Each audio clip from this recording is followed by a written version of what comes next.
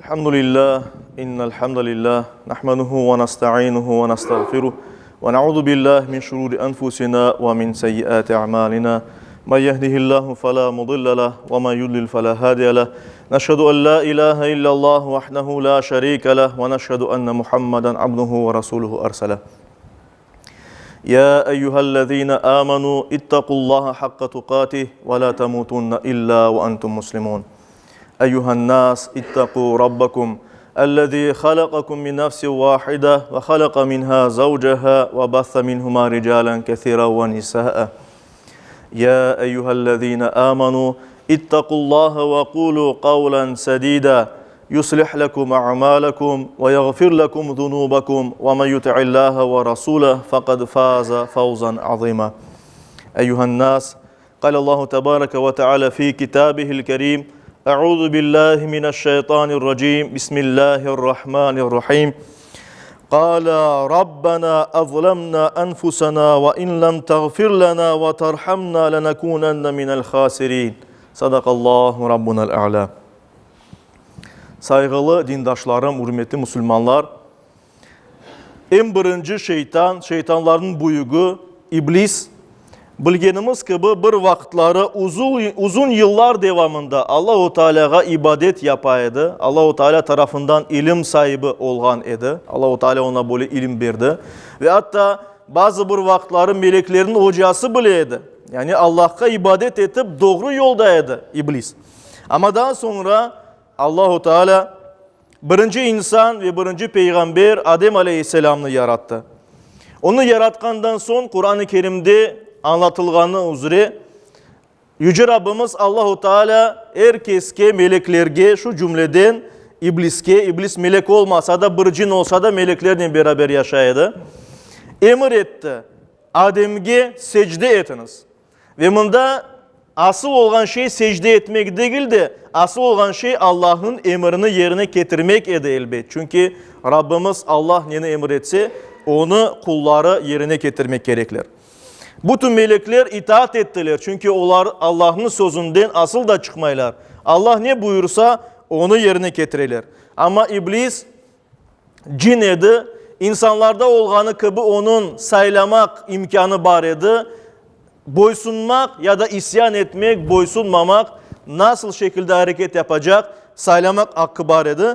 Ve iblis içindeki kibirge böyle kapılıp içine kırıp kibirle davranıp özünü büyük sayıp Allah'ın emrini yerine getirmedi. Allah'ın emrine karşı geldi. Kur'an-ı Kerim'de bu hikaye, bu kıssa Hazreti Adem'in yaratılması, ona secde edilmesi ve iblisinin Allah'ın sözüne uymaması, isyan etmesi, karşı çıkması Kur'an-ı Kerim'in uç yerinde anlatılan. Ve onların birisinde mesela Araf suresinin 11-18 ayetlerinde Allah-u Teala böyle buyura, böyle anlata. Sonra meleklerge Adem'ge secde etiniz deyip emir ettik. İblisten başkaları secde ettiler. O secde etkenlerden olmadı.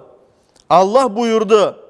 Emir etkenin vakit sana secde etmege keder etken şey nedir? İblis dedi. Men ondan yani o insandan daha hayırlım. Beni ateşten yarattın, onu ise çamurdan, topraktan dedi. Allah ise böyle buyurdu. Aysa andan yani cennetten ket, anda büyüklenmek, özünü büyük saymak senin adın, senin yerin değildir. Çık, artık sen aşağı olgan kimselerden oldun. İblis ise böyle ayıttı. Bana tirilecek kunge kadar vakit ver dedi. Allah sen vakit verilgenlerdensin. Çünkü iblis elbette korktu. Allah-u Teala şimdi onu yok edecek, ceza verecek ve muhlet istedi. Vakit istedi. Allah-u Teala ise kıyamet gününe kadar ona bu vakitini verdi. İblis ise böyle etti. Aysa beni yoldan urganından sebep ant etim, söz verim, men de olarını yani insanlarını yoldan şaşırtmak için senin doğru yolun üstünde oturacağım. Sonra mutlaka onlarga oglerinden, onlarga degen yani insanlarga, sonra mutlaka insanlarga oglerinden, artlarından, sağlarından, sollarından sokulacağım ve sen onların çokusunu şükür etkenlerden tapmayacaksın dedi. Allah ise buyurdu. Ayıplanğan ve kovulğan olarak cennetten çık. Ant olsun kim sana uysa sizin hepinizni cehennemge dolduracağım dedi. Yani kim ibliske uyup yanlış yoldan geçse ve tövbe de etmese iblisle beraber cehennemge varacak, o yerde cezasını koruyacak ebed. İşte cemaat-i Müslümin görüyoruz ki iblis büyük bir günah yaptı. Allah'ın emrine, açık emrine karşı geldi. Allah'ın var olganını, Allah'ın onu yaratkan bir kimse olganını bilip durup iman etmekten çıktı, Allah'a boysunmaktan çıktı. Bundan sonra elbette bunu yapkandan son, bu büyük günahtan sonra, isyanından son peşman olmadı, tövbe etmedi, istiğfar etmedi, bağışlaf tölemedi Allah-u Teala'dan, dilemedi. Aksine özünü aklı saydı, Allah'a karşı durdu, hatasını kabul etmedi. Buna göre de Allah-u Teala onu cennetten kovdu ve onun için rahmet kapılarını kapattı. Ve o cehennemge varacağı endi kesin kestir. Allah-u Teala Kur'an'da bunu buyurar. Çünkü o yanlış yolundan tövbe edip çıkmayacağı endi belli. Buna karşılık olarak saygılı cemaat, Hazreti Adem'in hikayesi var. Aynı vakitte anlatıla. İbret olsun diye bizge Allah-u Teala Kur'an-ı Kerim'de bizge bunu anlata. Hazreti Adem de hata yapkan idi. Allah'ın emrini tutmagan idi. Kur'an-ı Kerim'de mesela Bakara suresinin 35. ayetinde Yüce Rabbimiz böyle buyurar. Ey Adem, sen ve kadının cennetke yerleşiniz ve istegen yerinizden aşanız. Ancak buna şu terekki yakınlaşmanız dedi Allah-u Teala. Yoksa zalimlardan olursunuz, günah işlegen olursunuz. Araf suresinde böyle buyurula 22. ayette. Böylece iblis onlarını iyilenin aldattı. Yani bundan sonra iblis onlarını iyile etip aynecilik yapıp aldattı. Tereknin meyvasını tatkanlarında o Allah-u Teala yasak etken tereknin meyvasından aşağılanlarında onlara ayıp yerleri konuldu. Ve cennet yapraklarından üstlerini örtmeye başladılar. Rableri Allah-u Teala onlara böyle ayıttı. Men sizge terekni yasaklamadım mı? Ve şeytan sizge apaçık bir düşmandır demedim mi? Ayıttı.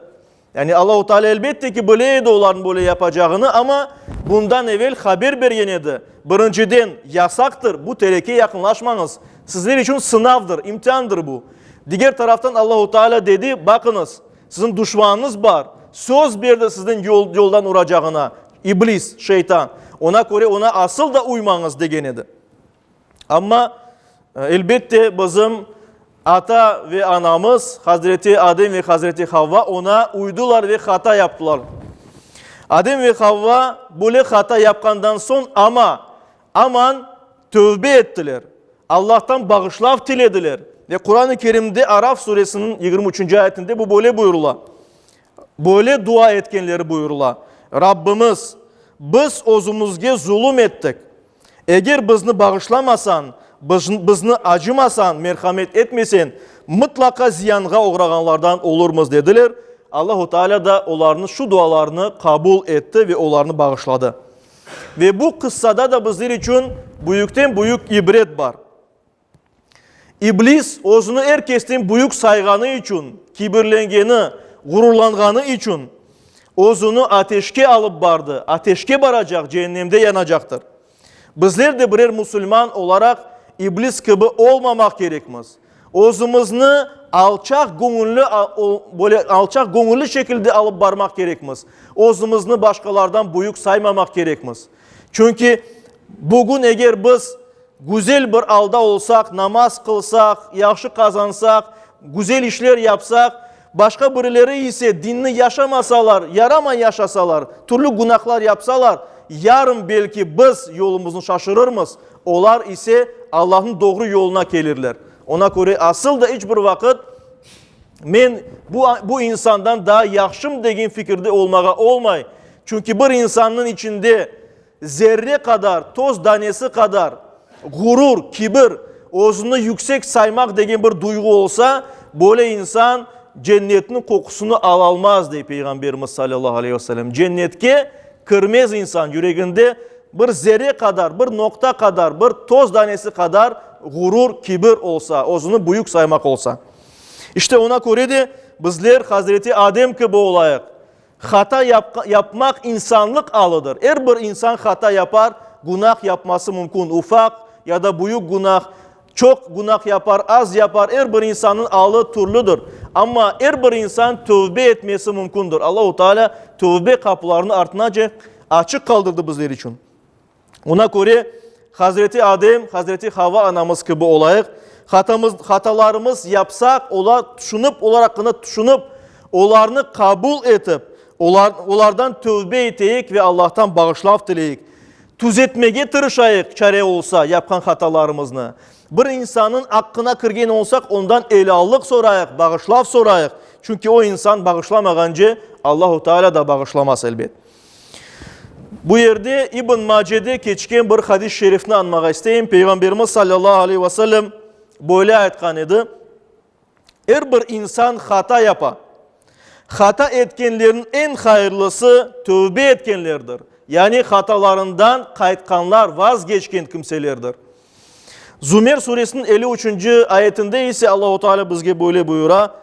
Allah'ın rahmetinden umut kesmeyiniz. Çünkü Allah bütün günahlarını bağışlay. Ne kadar büyük günahımız olsa olsun tövbe kapısı açıktır. Tövbe etek Allah-u Teala inşallah bizlerini bağışlar. Yeter ki temiz yürekten bunu yapayık ve yapkan günahlarımızdan vazgeçeyik, uzak olayık.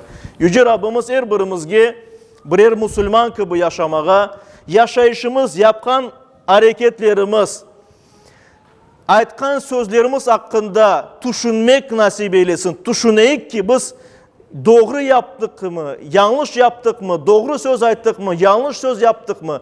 Ve eğer öyle kanaatke gelsek ki bu yerde yanlış yaptık, demek ki ondan Allah-u Teala'ya tövbe etmek, bağışlaf dilemek gerekmiş ki yüreklerimiz temizlensin ve Allah-u Teala bizge çok imkanlar beri böyle günahlarımızın bağışlavı için. Allah-u Teala her daim cümlemizge Müslüman olarak yaşap, Müslüman olarak son nefesimizni vermeye nasip eylesin. Amin.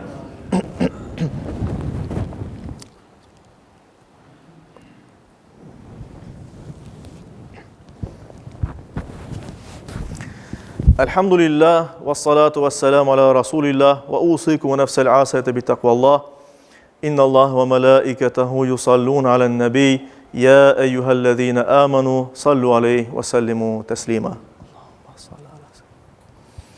وارض اللهم عن خلفاء الأربعة أبي بكر وعمر وعثمان وعلي وعن سائر الآل والصحابة والتابعين ومن تبعهم بإحسان إلى يوم الدين وعنا معهم بعفوك وكرمك يا أكرم الأكرمين ويا أرحم الراحمين. اللهم أعز الإسلام والمسلمين. اللهم أعز الإسلام والمسلمين. اللهم أعز الإسلام والمسلمين واحمي حوزة الدين ودمر أعداء الدين وألف بين قلوب المسلمين ووحد صفوفهم واجمع كلمتهم على الحق يا رب العالمين وانصر دينك وكتابك وسنة نبيك محمد صلى الله عليه وسلم وآله أجمعين. عباد الله إن الله يأمر بالعدل والإحسان وإيتاء ذي القربى وينهى عن الفحشاء والمنكر والبغي يعظكم لعلكم تذكرون. صدق الله ربنا الأعلى وأقيموا الصلاة.